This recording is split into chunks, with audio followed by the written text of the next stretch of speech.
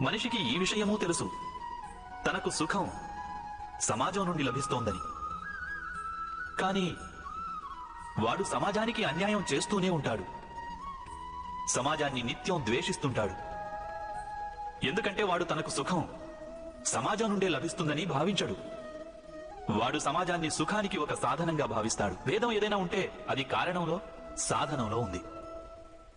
కానీ మనిషికి ఎప్పుడైతే బోధపడుతుందో ఈ సకల సృష్టి పరమాత్మ స్వరూపమని, ప్రతి జీవి పరమాత్మలోని అంశయని, అంటే ఎవరు పరాయి వారు కారని, అందరూ మనవారేనని, ఈ చరాచర సృష్టి అంతా మనదేనని, మన కుటుంబంలోని వారేనని, అప్పుడు క్రోధానికి కారణమే మిగలదు.